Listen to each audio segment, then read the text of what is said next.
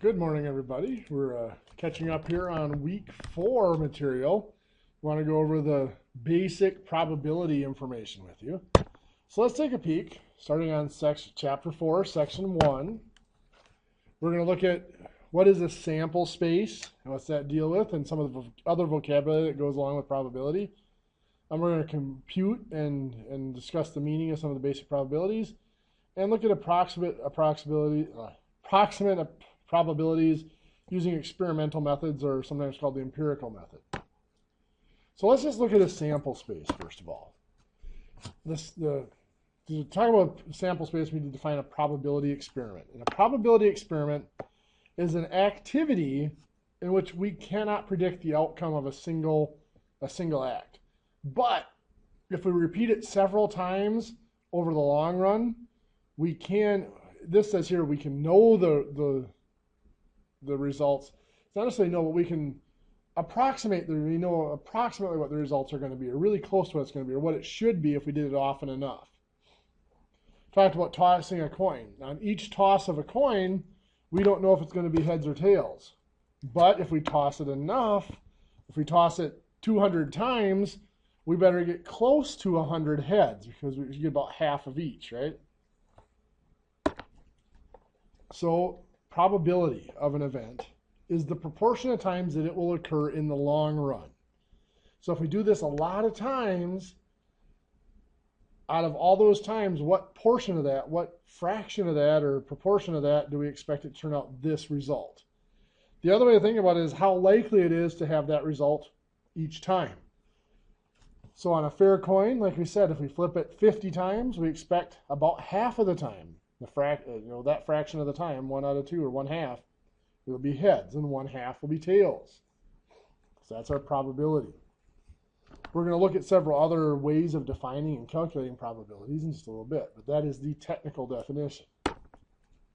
The law of large numbers says, as we repeat a probability experiment. Now, a probability experiment is just an action we take where we can define what all the possible results are. Those are called outcomes. So outcomes are just the possible results. We can define what all those possible results are of that experiment, and it's very controlled, and the probability of those results, the likelihood of those results, will not change from time to time. They stay constant. That is a probability experiment. So the law of large numbers says if we repeat that experiment again and again, the proportion of times that the given event will occur is its probability. So if we repeat it here 10,000 times, and if it repeats 5,000 out of those 10,000, that's probability is 0.5, like flipping the coins. But you'll notice after 100, there was, 49 heads, so that would make it only a 0.49. After 10,000, it was 4,994, so 0.4994. So the more repetitions we do, the closer it's basically a relative frequency. It's the number of times that particular result occurred, that particular outcome occurred, divided by the number of times you did the experiment. So it is exactly a relative frequency. And the more times we repeat that experiment, the closer that relative frequency will get to the actual probability. You can see after doing it 10 times, we were way below half, or a little bit below half. After repeating it 3 times, we're way below half. After 5 tosses, we had 3 heads, so 0.6. So you can see how it bounces around so much at the beginning, and after we've done a bunch of tosses, one result does not change it very much. It slowly zeroes in on that center line, which should be our probability. So the sample space is the collection of all of those possible outcomes. So we said those outcomes have to be well defined. We have to be able to define all of the possible outcomes or results. In other words, we have to be able to find the sample space of an experiment for it to be a good probability experiment. Flipping a coin, it's either heads or tails. Now you might argue, well, what's the chance it could land on its end? Yes, it could land on its edge, but not often enough that it's even considering. And I would defy you to be able to actually flip it and get it to land on its edge. I have a hard enough time getting it to stand on its edge if I hold it in my fingers and balance it perfectly. When you're flipping the coin, it's nearly impossible to make it land on its edge. And we can define the experiment in such a way, if you're landing it on a hard surface, it's not going to stay on its edge. So we can define it in such a way that that possibility really is not a possibility. So these are really the only two possible results, heads or tails. Talk about rolling a standard die, your possible results. You get a 1, a 2, a 3, a 4, a 5, or a 6. Those are your only possible results on that die. And you define it again. We talk about, what about a cock die? What if it lands on its edge or halfway up? Well, you define that to not be a successful experiment. So if it lands like that, that doesn't count. That's not a countable trial. You have to re-roll it. So you can define it so that is an excluded event. So you do the same with flipping the coin. If it happens to land in the mud and sticks on its edge, that's not a successful experiment. It did not complete the experiment, so that's not a trial, so we don't accept that result. So an event is a collection of desired outcomes. So rolling a die, let's say our event is rolling an odd number. So that means our event here would be the outcomes where we get either a 1, a 3, or a 5. If any of those outcomes occur, then this event has occurred. Probability model. Okay, once we have a sample space for an experiment, we need to specify the probability of each event. So we can do this using a probability distribution or just single probabilities. We use this notation P, and then in parentheses we write down what the event is. So I might define X as my event, then maybe I'll define it as a table as P of X, the probability of that event. So heads, tails, and 0.5. There's my probability distribution for flipping a coin. And I might have, obviously more complex distributions than that. If A denotes an event, the probability that event A will occur is denoted as P of A. So here I had X denoting the event. P of X is the probability of that event. Okay, probabilities with equally likely outcomes. Equally likely outcomes is the key term here. We can't use this for every situation because certain results are not equally likely. But for simple situations, like flipping a coin, heads or tails are equally likely on a fair coin. Rolling a die, each number, if it's a fair die, each number has the same probability of occurring. So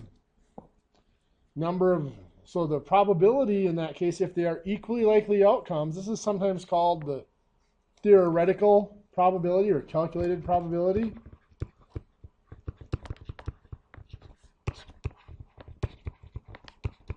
And again, like I said, it only works if each possible result has the same likelihood of happening. It's just the number of outcomes that give us that event divided by the total number of outcomes in the sample space. So the probability of rolling a 2 on a die, well, there's only 1 2 on a die out of 6 different numbers. So 1 out of 6 is that probability. Probability of rolling an even number on a die, well, there are 3 even numbers out of 6 total results on a 6-sided die. So 3 out of 6, or I can reduce that to 1 out of 2.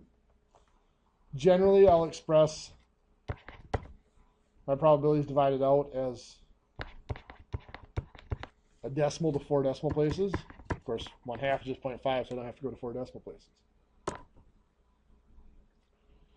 So let's compute and interpret probabilities. So let's consider the sample space of rolling a die, 6 equally likely outcomes. The event of having an odd number, well, we showed this. There are 3 outcomes in that event, and there are 6 outcomes in the total sample space. So 3 out of 6 gives me 1/2. Now, so this makes it very important to define your sample space. Let's say I want to do a compound event. A compound event is I'm doing 2 things at once, 2 experiments at the same time. I should say a compound experiment, not a compound event. a compound experiment, I'm doing 2 experiments at the same time. Let's say I'm going to flip a coin and roll a die. So the coin can be heads or tails. So let's say I have heads. I'm going to have a 1, 2, 3, 4, 5, 6 on the die. So there's 6 outcomes. Or the coin can be tails. And I still have 1 through 6 on the die. So let's say I ask here, what's the probability in this situation, probability of being tails? Well, there are 6 of those outcomes here that are tails out of the 12 total outcomes. So 6 out of 12 or 1/2. Or 1/2. 1/2, not 1/12. 1/2. What's the probability of rolling a 3? Well, there are 2 outcomes that have a 3 in it out of 12. So that's 2 out of 12 or 1/6. So you can see here, I have to list out the sample space, all the possible outcomes for the sample space.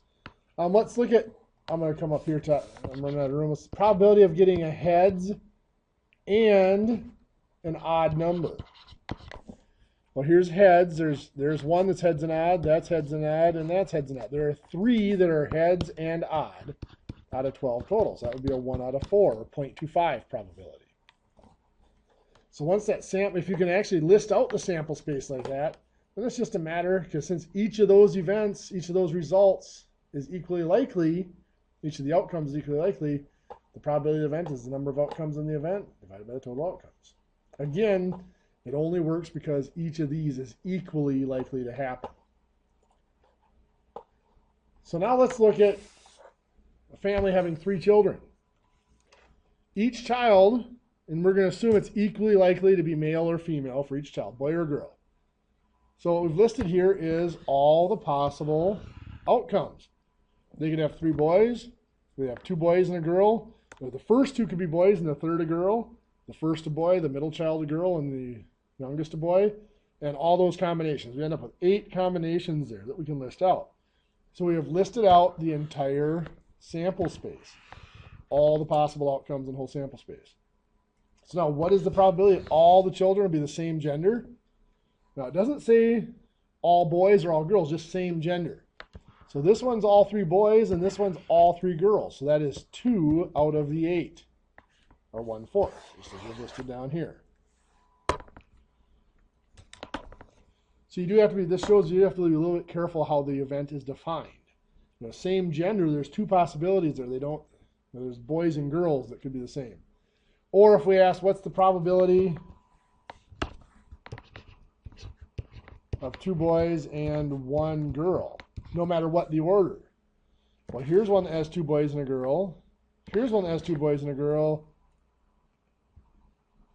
That'd be 1 more, isn't there? Here's one that has 2 boys and a girl.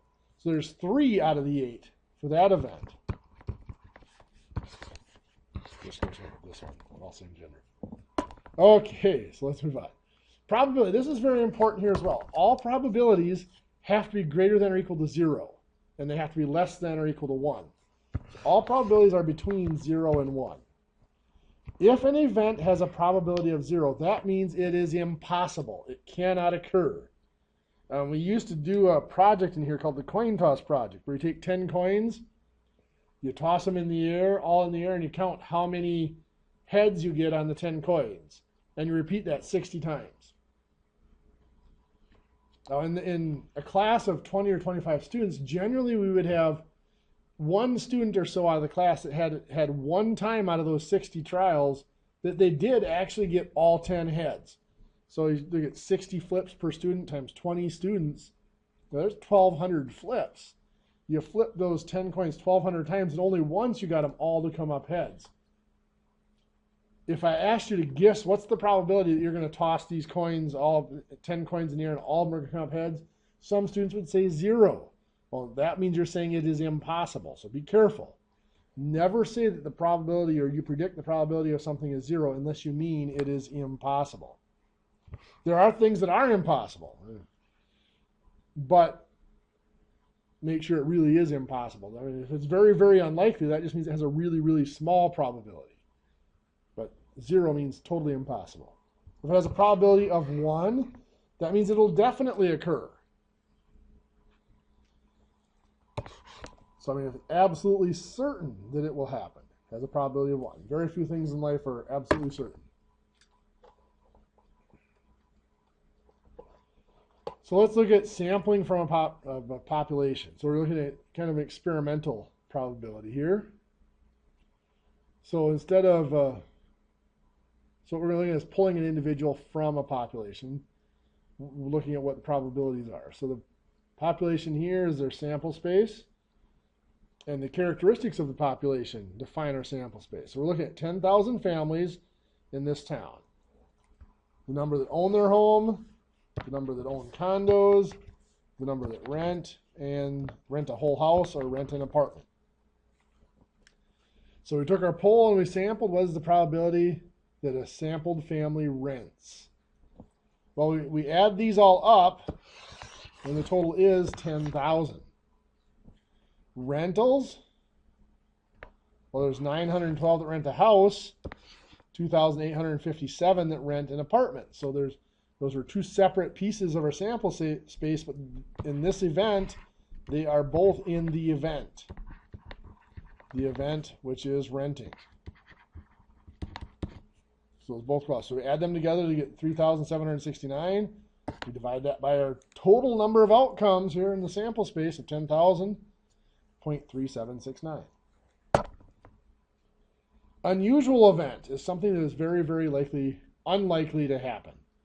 As a rule of thumb, something with a probability of less than 5% or 0.05 is considered unusual. Talking about data, it could be considered an outlier if it's less than a 0.05 or 5% chance. There are times where we adjust that definition of an unusual event. Sometimes we want it to be very, very unusual, so we might put that to 0.01. Sometimes we want to have more things classified as unusual, so we might bump it up to 0.10. But it's still things with very low probability is what it is. The exact number you put on it can change on the application. So in a college of 5,000 students, 150 are math majors. If a student is selected at random, turns out to be a math major, is it an unusual event? So what's the probability that a random student is a math major? Well, it's 150 out of 5,000. Let's see, I'm going to reduce that. 53, if I divide by 53 out of 10, is that right? 3 out of 100. So that's 0.03. So is that smaller than 0.05? Yes, it is. So yes, that would be considered an unusual event.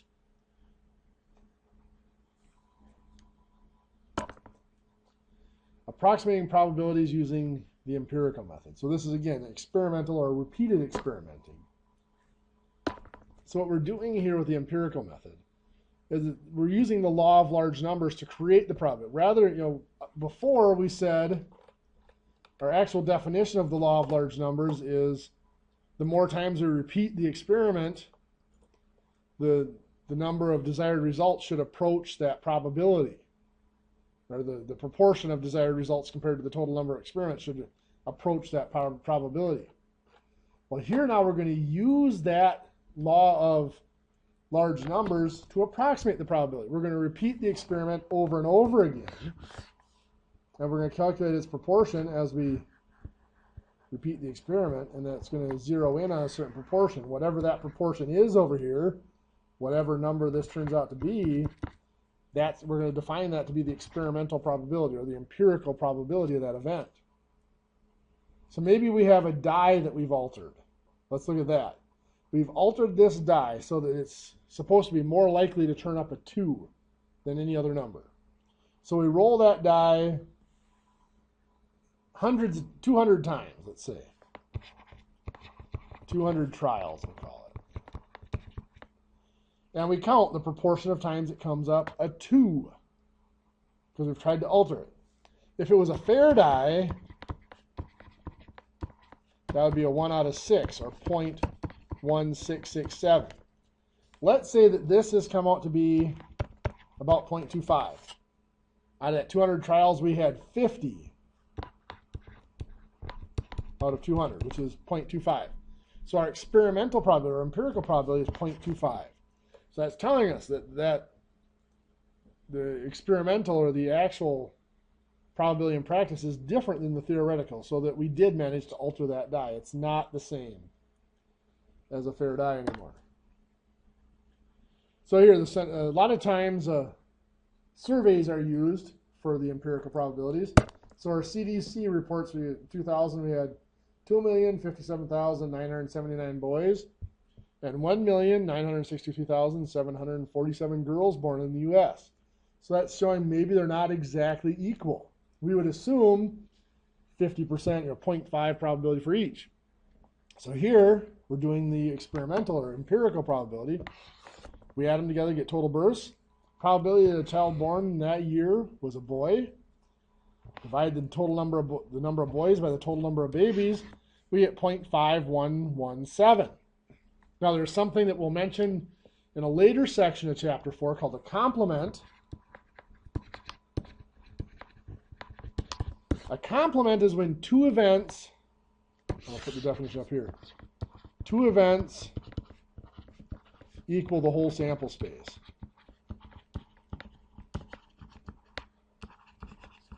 Now, that doesn't mean you only have two outcomes. You can have multiple outcomes, but you group those outcomes into two events such that those two events equal the whole sample space with no overlap.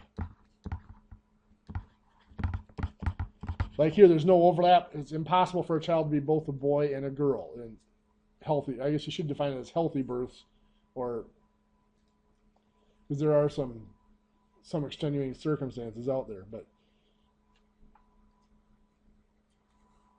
there are no other options. It's either got to be a boy or a girl classified at birth. So that does completely define the whole sample space. So I could go ahead and I could divide the number of girls by the total to get the probability for girls, or since they're complements, not only do they add up to the whole sample space, they also add up to a probability of 1. The probability of two complements, if we add their two probabilities together, has to add up to 1. So rather than dividing that out, I can just take 1 minus the probability for the boys and get 0.4883. Because the probability that a randomly selected girl was or randomly selected child out of that sample space was a girl. So we saw how to construct a sample space. We computed some basic probabilities for equally likely events. That's just number of outcomes, or number of outcomes of this event occurred that contain this event, divided by the total number of outcomes in the sample space. We talked about some of the rules of probability, equally likely and empirical and stuff like that, unlikely events and all that. How to compute probabilities using the empirical method. That's the experimental method where you just repeat it over and over again and look at the frequency. Relative frequency defines the probability. So that's it for section 1. We're going to pause here and pull up the next PowerPoint and do some. Okay, so section 2 of chapter 4, we're going to look now at compound events or compound experiments. We're doing more than one thing at once, so we're trying to add a couple of outcomes within an event to create an event. So we're looking at addition rule. We've already mentioned a little bit about complements, so look at the rules of complements. So we compute those probabilities, general addition rule, and mutually exclusive events. We'll define that in just a second. And then, again, rules of complements. So let's talk about general addition rule. General addition rules when we're trying to combine two different outcomes into an event and trying to find that probability of an event from the individual probabilities of the outcomes. So a compound event, here's what I mentioned earlier, is an event that is formed by combining two or more other events. So, or at least two or more other outcomes. One type of compound event is of the form A or B. So that's the key word right there, is or. If one or the other happens.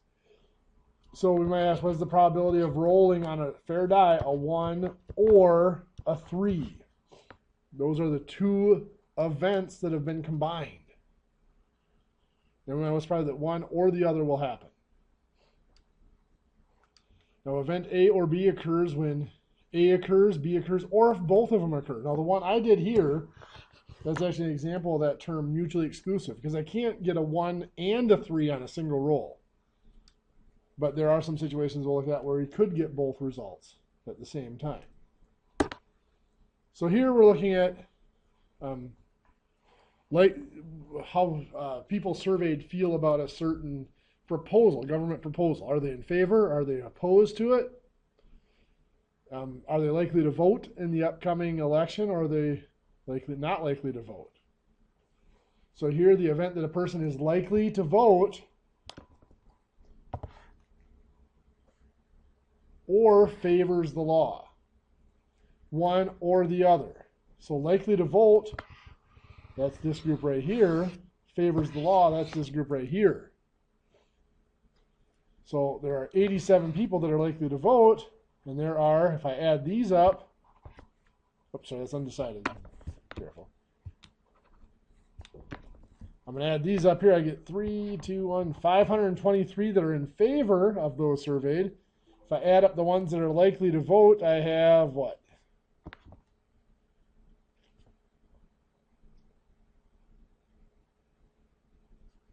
It's like 721 that are likely to vote. So I have 721 that are likely to vote, 523 that are in favor, but both of those totals include the 372. So we're going to have to account for that. So here we're going to look at for any two events, our general addition rule. General addition rule. So that means we're not specifying that the two events are mutually exclusive. They could happen together. So the general addition rule is the probability of A plus the probability of B minus the probability that both of them occur at once. So if we look up here, I'm looking at, we have a total here somewhere, which I didn't total up. It says 1,000 voters, so 1,000 voters would be our total. Probability of that they're likely to vote is 721 out of 1,000. Probability they're in favor is 523 out of 1,000. Well, that would add up to more than, if we added up, that'd be larger than 1. We can't have that. And that's because we counted these 372 twice. So the probability that they did both, likely to vote and in favor, is 372 out of 1,000. So we got to take those out. Or what we could do is we just add them up to begin with. 372 plus 523 or 721 plus 523, and then subtract out 372 to get a total, and divide that by 1,000. That works as well. So we have to subtract out the overlap where both could possibly occur. So let's look at our table. Here's our table again. The first step, as I showed you, is to find totals. So we totaled those up, and we got 372 plus 151 is 523 here. And then across here, we added those up to 721, as I did. And of course, we had a grand total here of 1,000. So this was 279 here. That's at 112 and 365. Hopefully those add up. They should. Looks like they do. So that's always our first step when we have a table. This is called a contingency table, if you recall.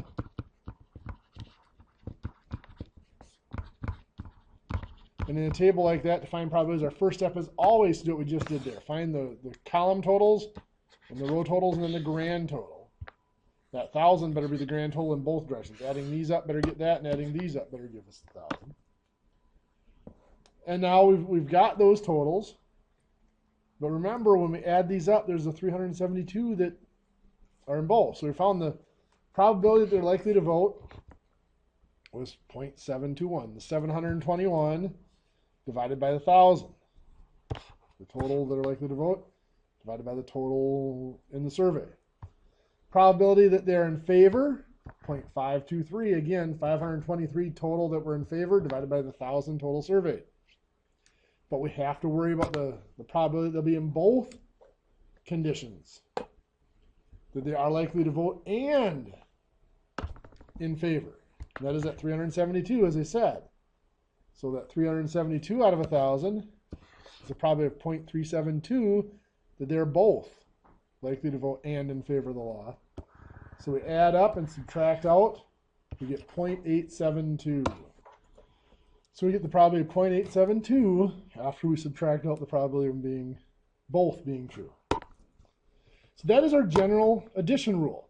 This is sometimes referred to, some textbooks will refer to this as the Inclusion-Exclusion Principle.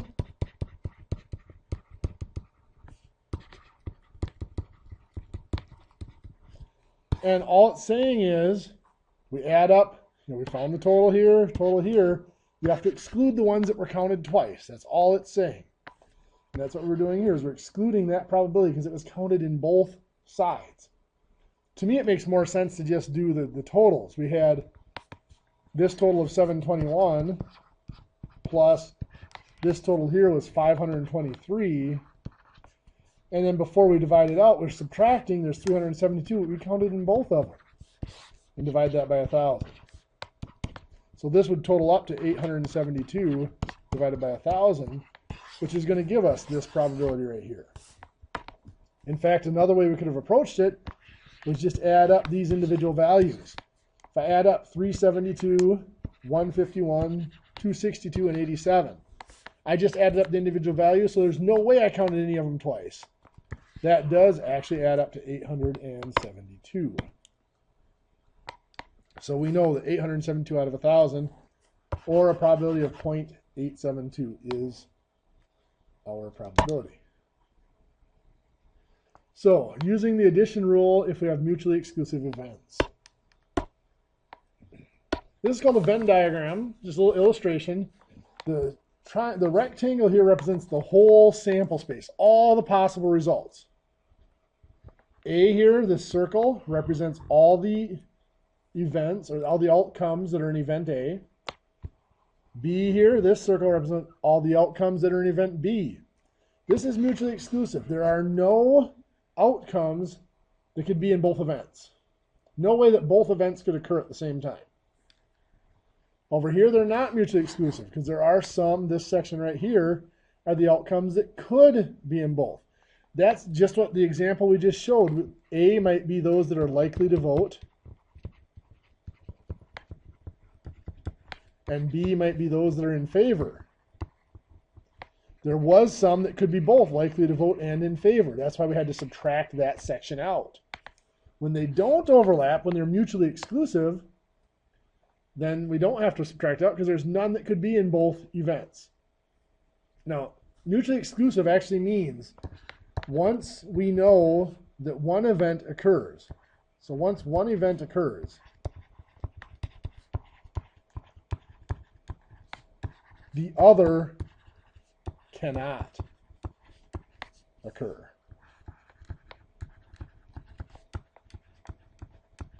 Just like flipping a coin. Once we know we flip a coin, once we know that it came up heads, well then it's impossible for it to come up tails because it already came up heads. It cannot come up anything else. Rolling a die. Once we know that it came up a 1, it can't possibly come up a 4 or any other number because it came up a 1. They're mutually exclusive. So if I'm asking you what's the probability of rolling a 1 or a 4, well again, they're mutually exclusive. It can't come up both, so there's no need to subtract out the probability of both. So if a die is rolled, event A, well, here we go. We're rolling a die. Event A is that it comes up a 3, and B is that it comes up an even number. Can it be both 3 and even? Well, no, it can't. So this is mutually exclusive because 3 is not an even number. It cannot be both. So if we know that it comes up a 3, then it's impossible for it to come up an even number. If we know it came up an even number, it's impossible for it to come up a 3. We could toss a fair coin twice. Event A is that one of the tosses is heads. Event B is that the other one is tails. These are not mutually exclusive because we could have the first one heads and the second one tails. And it's because it's tossed twice. That'd be similar if we tossed 2 fair coins. One could be heads, one could be tails. So those are not mutually exclusive because it is possible for both events to occur. If two events are mutually exclusive, then the addition rule, we don't have to subtract out the probability of A and B because this probability is 0. So there's nothing to subtract out, so we don't have to worry about that. So we just add the two probabilities together. The probability of rolling a 1 or a 4 on a die, 1 out of 6 chances of rolling a 1, 1 out of 4, or 1 out of 6 chances of rolling a 4, that's 2 out of 6, or 1/3. We don't have to subtract, there's no way you could get both at the same time, so we don't have to subtract that out. Let's see here. In this example, in the 2008 Olympic Games, a total of 11,028 athletes participated. 596 represented the U.S., 332 represented Canada, 85 Mexico. What is the probability the Olympic athlete chosen at random represents the U.S. or Canada? Well, are these mutually exclusive? Can one athlete at the Olympics represent both countries? Now, it's possible that they could have ties to both countries. You could be Canadian and became a U.S. citizen and are competing for the U.S., or the other way around.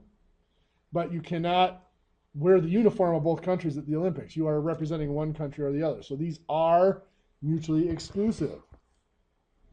So the probability of representing the U.S. is the 596 out of 11,028. And the probability of being representing Canada is the 332 out of the 1,028. So here, rather than finding the probabilities and adding them together, which we could have, we could divide those out and add together those decimal probabilities.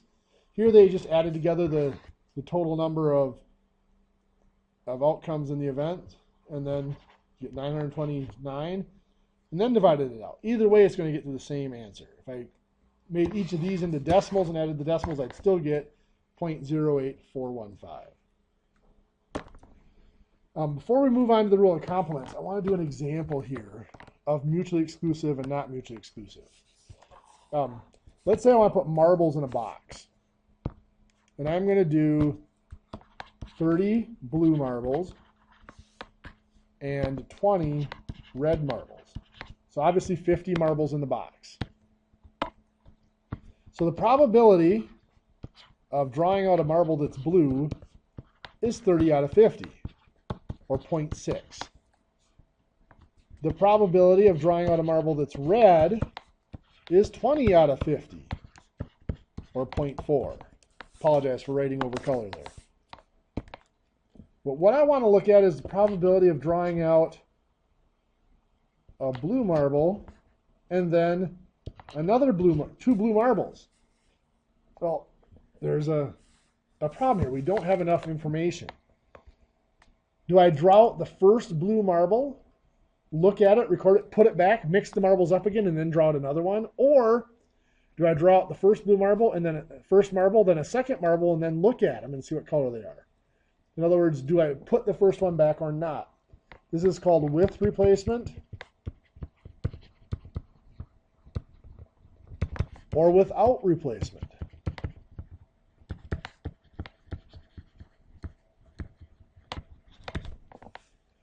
If I draw them out one at a time,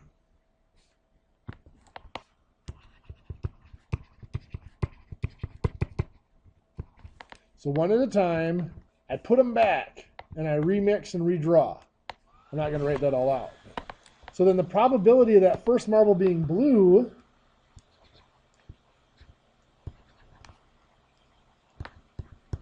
I'm going to just put a blank in a second. The probability of the first one being blue is 30 out of 50, or 0.6. Probability of the second one being blue, I looked at that first marble, recorded it as blue, and put it back. Well, there's still 30 blue marbles out of 50 total, 30 out of 50, or 0.6. That probability on the second marble did not change. Now, how I combine those, we're going to look at in the next section. But this is independent, not mutually exclusive. We can draw them out. Next, let's take a look at what is the probability if I take them both out or if I don't replace the first one. So I'm going to say all at once. So it doesn't matter whether I take them both out at once and just look at them in order, or I take one out, look at it, throw it away. I don't put it back and look at it again. probability of both being blue, the probability of the first one being blue is still 30 out of 50, 0.6. The second one, however, there's only 29 blue marbles left because I already took one out, and there's only 49 marbles total left in the box. So that's going to divide out, and I'm not going to do that right now. We'll look at that more later. So there is a difference of what's going on there. This doesn't necessarily match up with mutually exclusive, but it's going to lead us into that next concept, which is going to be our multiplication rule. Okay, so now let's look at, I just like showing the multiplication, that combination along with the addition rule. Let's look at that idea of complements. Complements are two events that if one, like I said before, they make up the whole sample space. If one occurs, the other one can't occur. They don't overlap. But if one doesn't occur, then that means the other one has to occur. So their probabilities have to add up to 1. Now here they say the probability of the complement, they're using A with the C up there, equals 1 minus the probability of the event. I prefer to write it as the probability of the event plus the probability of its complement has to add up to 1. It's the same difference. Either way, they make up the whole sample space. So one out of the two of them must occur, and they cannot both occur together. So here, Wall Street Journal says 42% of cars sold in May were small cars. Was probably a random chosen car is not a small car. Well, if it's 42%, that means 0.42 is the probability of being a small car. And the easiest way to come up with a complement is just do that not. If this is the probability of being an A student, what's the probability of being not an A student? Or of not being an A student? Same here. Probability of being a small car is 0.42. Probability of not being a small car, they're complements. Either you are a small car or you're not, and there is no overlap. So it's 1 minus the 0.42 or 0.58. So we've gone over general addition rule. We've gone over addition rule for mutually exclusive events and what a mutually exclusive event is. Threw in some little extra stuff on independence that we'll talk about more in the next section. And then how to use the complement rule to find probabilities. What a complement is. Remember, complement, there are two events. They cannot overlap, and they must make up the whole sample space. So that ends section 2. I'm going to pause here and pull up the PowerPoint. Okay, so for section 3 of chapter 4, we're looking at now conditional probabilities and multiplication rule. And they do go pretty tightly together. So we're going to compute conditional probabilities. This will be going back to a contingency table again. We'll compute probabilities using the general multiplication rule and then multiplication rule for independent events. Then we'll look at probability that an event occurs at least once, which is kind of using the complements again. So conditional probabilities. Conditional probabilities are where once one event happens, it changes the probability that another event can happen. So, I mean, the easiest way to talk about is independence, but we'll talk about that in just a little bit. So a conditional probability. Approximately 15% of adult men in the U.S. are more than 6 feet tall. Therefore, a man is selected at random. Probability is more than 6 feet tall is 0.15. But assuming that you learn that the selected man is a professional basketball player, well, not many, there's only a few professional basketball players that are under 6 feet tall. So if you know that that person is a professional basketball player, the probability that they're taller than 6 feet goes up. It's going to be much larger. So a conditional probability, this notation right here, is called the probability that B occurs given that A has already happened.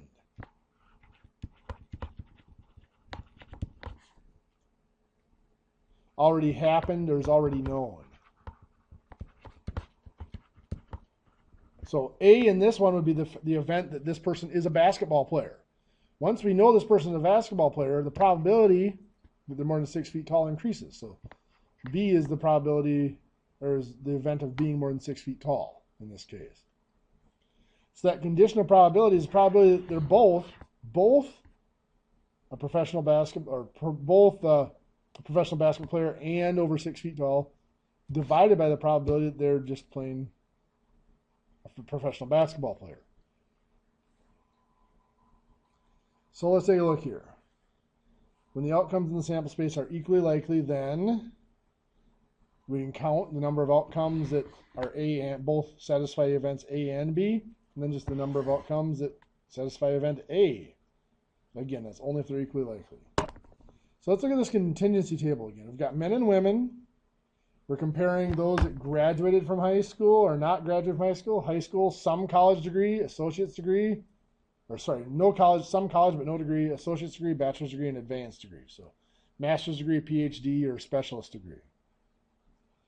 What is the probability a person is a man? Well, we would add up, this must be in thousands and millions, sorry. So we would, just like any other contingency table, we'd want to find totals here and totals here to make this easier for us. Now, this isn't necessarily setting it out that way, but if we added up the total men, we're going to do that in the next line for us. So probably a person is a man, add up the total of men. So that's this line, there's totaled up this line. And we found that out. There's the total number of men, 94.0. So 94 million men out of 101 and 101 million women. So we had to find, we added up the women to get the total women so we could find the total. There were 195 million people in this particular data set. So that's 94 out of 100, there's 94.0 million men out of 195 million total. This is a probability of 0.482. So the probability that one of the people in this study were men is 0.482. So next we're looking at what's the probability the person is a man with a bachelor's degree. Well, a man and a bachelor's degree is just that, just the 17.5 million out of 95 million. So that's what they used. 17.5 out of 95. 195. What is the probability that the person has a bachelor's degree given that they're a man? So what this is, they're using this probability, bachelor's degree is the probability we're looking for, but we already know that they're a man. Remember, we've known that to happen or known that that's to be true. So we know that they're a man. What that means is we're not looking at the whole population. We're not looking at all 195 million of them anymore. We're only looking at those that are men. That's out of that 94 million. So I would have done it like this: 117.5 that are men and have a bachelor's degree out of the 94 million that are men. We're going to get the same probability. They're doing it is the probability a man with a bachelor's degree is 17.5 out of the 195. And then the probability of being a man is 94 out of 195. Works out the same. You'll notice if you did the math here, the fractional, the 195 would cancel out. It's just 17.5 over 94. You get the same result here.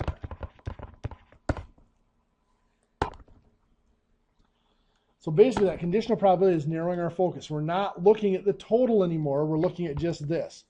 I could also have asked, I'm going to write it on top here, what's the probability that they are a man given that they have a bachelor's degree? So now we look at this. We're not focusing on men. We're focusing only on those that have bachelor's degrees. And there is 36.7 million people with bachelor's degrees. Out of that 36.7 million, 17.5 million of them are men. We look at it that way. So it's this amount out of the total.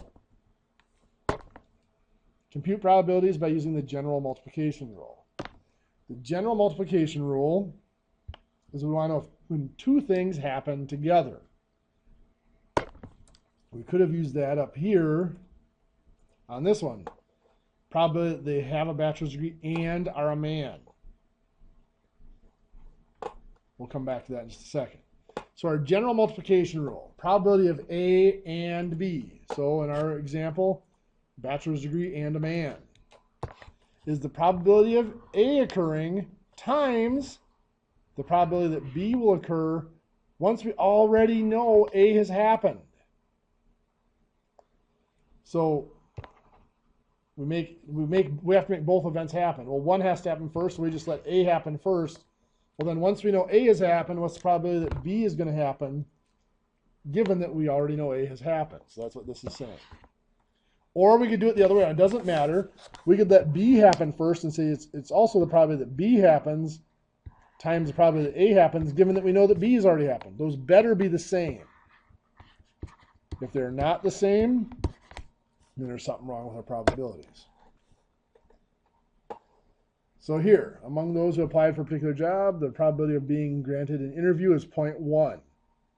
Among those interviewed, the probability of being offered the job is 0.25.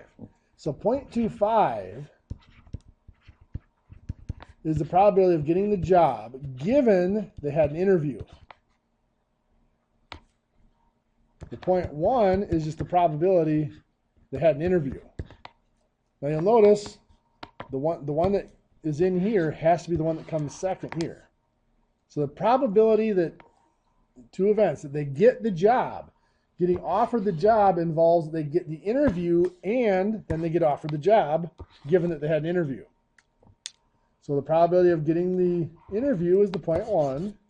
Probability of getting offered the job once they have the interview is the 0.25. So we multiply those together. If they didn't get an interview, then the probability of getting the job, of course, is 0. But we need both events to happen, so we have to include that in here. Let's compute probability. Let's go back to this example. I mentioned this here. Let's use this one. So here, let's say the probability of being a man, we've already calculated, is that 94,000 or 94 million out of 195 million. That came out to be, I'm going to scroll up one notch here, 0.4821.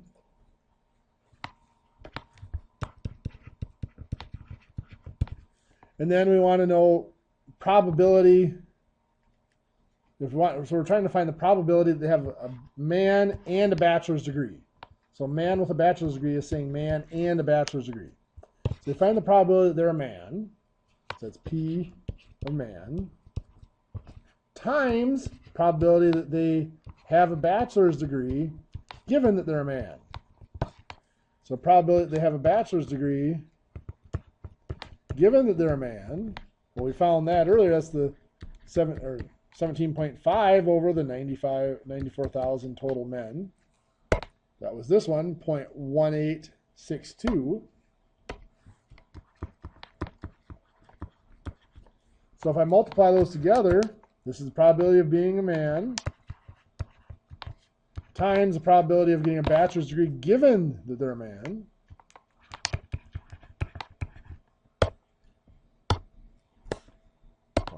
.4821 times 0.1862. 0.0897. I'm getting 0.08977. So it's just a little off, just round off errors, I'm sure. These numbers are rounded. If I calculate them out, they'd probably be 0.48207 or something like that. Let's do it. 94 divided by 195. Yeah, 0.48205. So that's been rounded up. So since both have been rounded up, it's slightly off. Just the round off errors, but we get that same probability with minus the round off errors. So computing probabilities using the multiplication rule for independent events. We first need to define independence. Independent events means that once one has occurred, it does not affect the probability that the other will occur. In that previous example, if we knew that that person was a man, it changed, it limited their probability, changed the probability that they're going to have a certain degree. In that first example, the basketball player, once we know the person is a professional basketball player, it changes the probability they're going to be over 6 feet tall. Those are not independent. Independent events are once we know one has happened, it doesn't change the other. For example, I could flip a coin and roll a die. If I want to know the probability of getting heads on the coin and a 3 on the die. Well, knowing whether I had a heads on the first coin or not does not change the probability of getting a 3 on the die. These are definitely independent events. So here, determine whether the following pairs of events are independent or not. College student is chosen at random. The events are being a freshman or being less than 20 years old. Well, no, if we know the person is a freshman, there's a much better chance that they're going to be less than 20 years old. If they're not a freshman, there's a better chance they're going to be older, lower chance of being less than 20. If we knew they were a senior, there's very, very little chance that they're under 20. Unless they started school at 15 or 16, most likely over 20 if they're a senior. So these are not independent. College student is chosen at random. The event that born on a Sunday or taking a statistics class. There's absolutely no relationship between what day of the week they were born and whether or not they take a statistics class. So these are independent. If we know that person was born on a Sunday, it does not change the chances of them taking a statistics class. So then our general multiplication rule for two events that are independent, if they're independent, what that means is the probability that B occurs, given that A occurs, is just the probability that B occurs. Because knowing that A happened does not change the probability of B happening at all. So all we've done is just replace this term here. You know, in the general multiplication rule, that was probability that B happens given that A has happened. Well, since A happening doesn't change the probability of B, we don't need to worry about the conditional probability. There are no conditions. So we just multiply the two probabilities.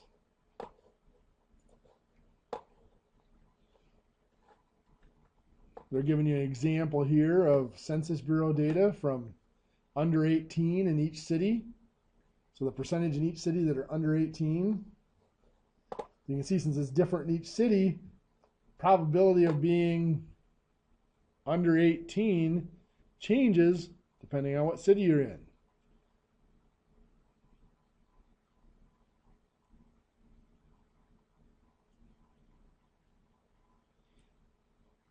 So now what they're looking at here, so I mean, if you want to know the probability if someone's under 18, knowing the city they come from would change that. So that part would be conditional, would be not independent. But what they're talking about doing here is they want to choose one person from each city. Well, if the person chosen from Chicago is under 18, that does not change the probability that somebody from any other city is going to be under 18. They don't affect each other. So these are, that situation is independent. The probability, what's the probability that all three will be under 18? Well, the probability the person from New York is under 18, that was 23.5% or 0.235. If we knew that person was under 18 or not, it does not change the probability that the person from Chicago will be under 18. That's 25.8% or 0.258. And for Los Angeles, again, knowing what the first two are under 18 does not change them at all. So that was 26% or 0.260. We multiply those together to get 0.0158. That's smaller than the 0.05, so that's an unusual event if you go back to our first section 1. Smaller than 5%, that's a 1.58%, so that would be considered an unusual event. So they're independent. It's, you know, choosing an 18-year-old from one city does not change your probabilities from another city, but it is very, very unlikely that we would choose, that all three of them chosen would be under 18. Okay, so here's what I was talking about, the replacement and without replacement. If we sample with replacement, in other words, we're putting back, talking about the marble again. If we put back the marble before we draw the second one, then they're independent. The probabilities stay the same. But if we don't put that first marble back, then they're not independent. The probability of the second one has changed. That was that marble example we were looking at. So let's look at their example.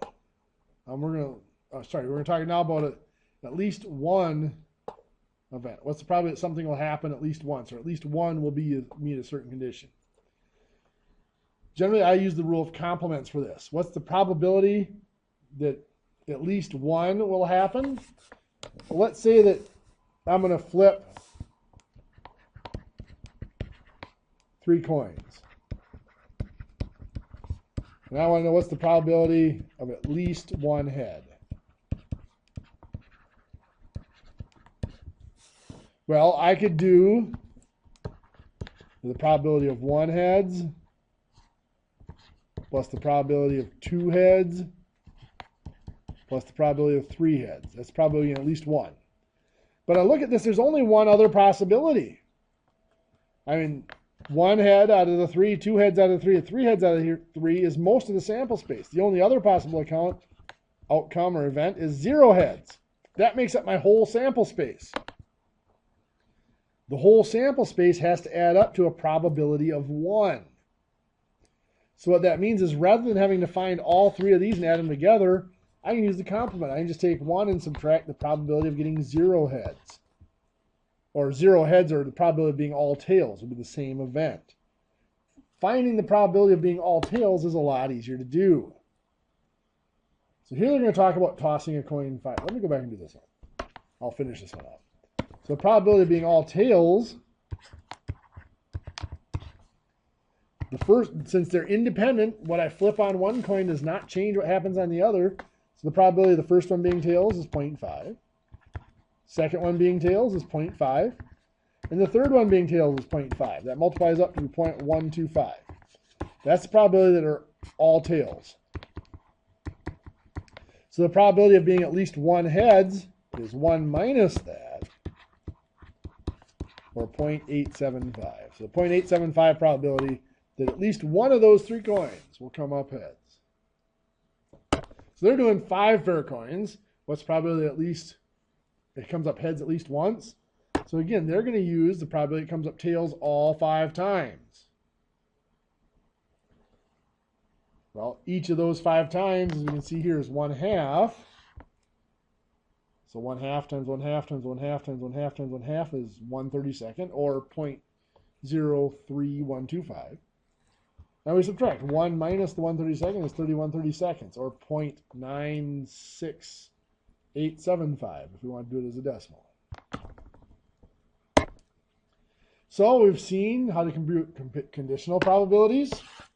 That's where we have 2 events, or if we know one event has occurred, it changes the probability of the other event occurring. Whether it narrows it down so we're maybe only looking at men, or only looking at professional basketball players, or only looking at people that have a bachelor's degree.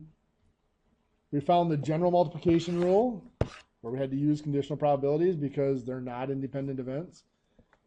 The multiplication rule for independent events, if we know they're independent, it changes that we don't have to worry about the conditional probabilities anymore because they're not conditional.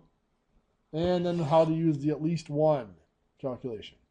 So that pretty much summarizes week 4's material on probabilities. Hopefully that helped you out. If you have any questions, let me know.